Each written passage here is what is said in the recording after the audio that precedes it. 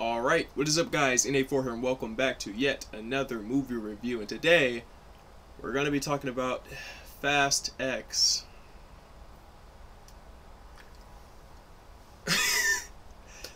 I don't know where to start, honestly. Look man, we're going to be talking about the good, the bad, the pros, the cons, the yes, the no's, all that good stuff, because this movie was definitely an experience for many reasons. But yeah, man, I'm going to be letting you guys know my non-biased, completely 100% honest thoughts about this movie. And once I get to that halfway point of this video, I'll give you guys an indicator for spoiler territory. So yeah, and it's already been past 40 seconds in this video and you still haven't dropped a like on it. Why? You should do it. I'd appreciate it. And it's free.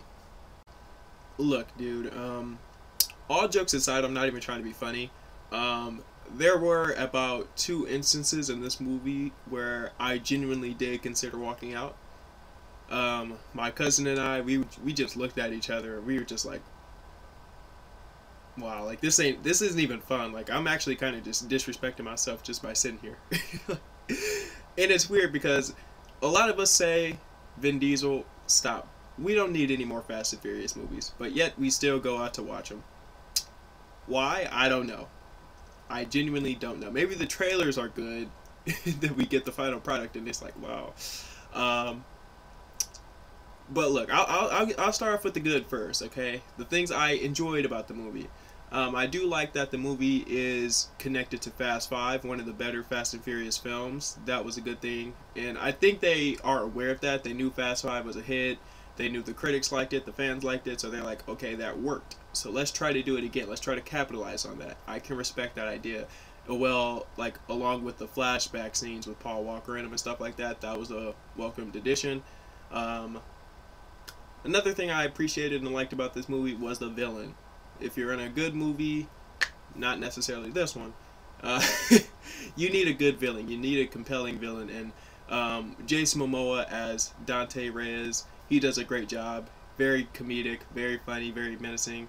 He steals every single scene that he's in. He was a great time. So his time on screen was probably the best moments of the entire movie. Him and Jacob, John Cena. But the weird thing about John Cena's character is they completely revamped his character in this movie. In the last one, he was dark, he was moody. He wanted all the smoke with everybody, especially Dom. Whereas this one, he's more like John Cena. He's the cool uncle character. He's very fun in this one. He's a completely different character, which, if you like John Cena, you'll like him in this movie, but it's a little distracting though, I'm not gonna lie. Honestly, now that I'm thinking about it, those are probably the only 2 good things I enjoyed about this movie. The rest of it was just so stupid and ridiculous, but I mean, that's expected for Fast and Furious. I mean, Furious 6 came out back in 2013. It's now 2023, so that's 10 years ago. That's when Dom was on the bridge. He jumped off the car and saved Letty through the midair. So they've been doing this ridiculous stuff for a long time now. So, I mean, it's expected now. I mean, come on, they went to space in the last one. And, look, this movie is unintentionally funny. Like, it does its absolute hardest to try to be serious and be like, okay, this can actually happen. But it just comes across as like, wow, like, you guys really put this out. This made the final cut of the movie, and you guys felt comfortable putting this movie out. That's what you think when you watch this movie. Like, it's not necessarily a hard watch, but there are certain moments in this movie that are really hard to get through. And some of the things I didn't like with this movie is, look at this poster behind me. There's just way too many characters. Way too many characters. And they're still introducing new characters in this movie. There's like 4 or 5 new characters. And half of these people in this poster don't do anything to contribute to this movie. I swear. Like characters like Han and what's her name? Mia. They do nothing in this movie. Deckard, they contribute nothing to this movie. They're just here to take up space. They're just here to earn this paycheck. And look, I understand they're doing like a part 2 or a trilogy or whatever, so maybe they're going to get more screen time. But Jesus, there's just way too many characters going on for them to still be trying to introduce new characters, trying to retcon them in and say, oh, you're connected to this character because you're his daughter, you're her sister, and this and this and that, you're his son. And I'm just like, dude. It's too much. Sometimes less is more. Another bad thing about this movie is the pacing is atrocious at times.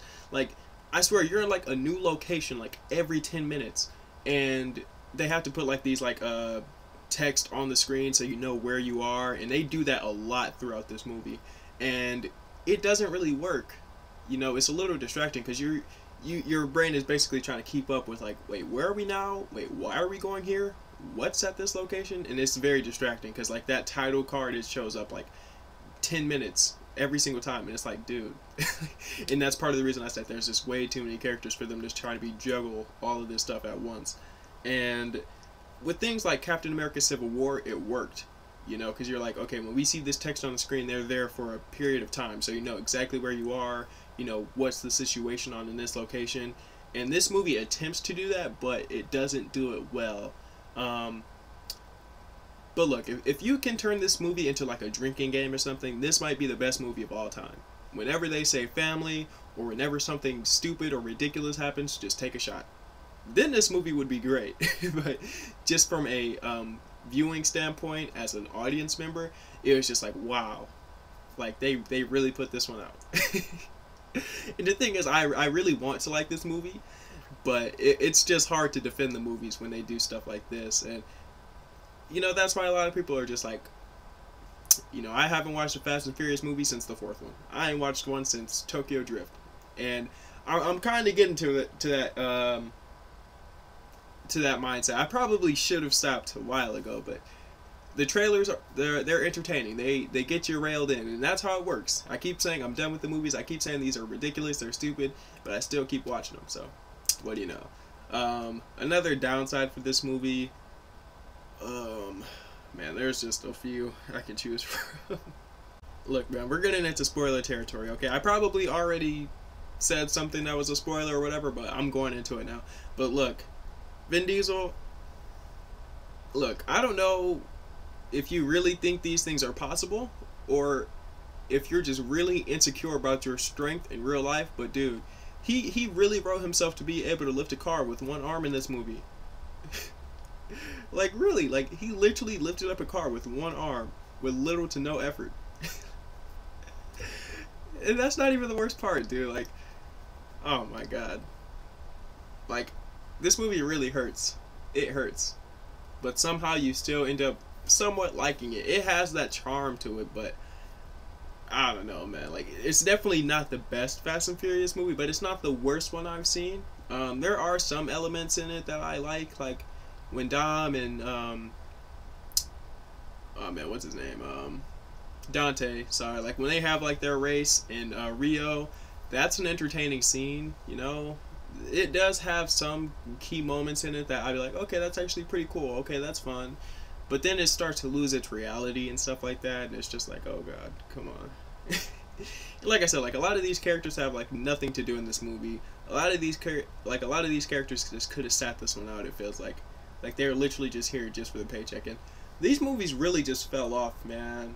Like, I understand why they keep making them. They cost about $200 to $300 million to make, and then they end up making $1 billion, you know, with Furious 7 and Fate of the Furious both gaining over $1 billion at the box office. It makes sense, I guess, but it's also like, you guys either need new writers or something. Like, give this franchise like 5 years, just go on a hiatus or whatever, and then just completely reboot the franchise if that's what you're gonna do, dude. Because 10 movies in, you know, like, come on. And that's why they're going back to Fast 5, because they see that worked, so they're trying to redo it, but it kind of tarnishes Fast 5 just a little bit, in my opinion, because they're just doing way too much in this movie. There's too much going on, too many plot points, too many characters. It's just a lot, dude. And like I said, I wanted to like this movie. I really did, but it gets to a point where it's just like, oh my god. But trying to rank this movie is going to be hard, because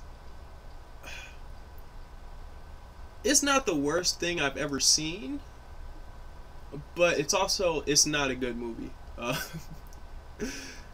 Oh man, it had like it's dumb fun at the end of the day. It's dumb fun. So if I had to rank it, I'm giving this movie like a 6 or a 7, dude. Like at least it tries to be fun. You'll laugh through it, I guess, but it's fairly stupid. But yeah, man. I'm in A4 and I am out. Peace. Jeez.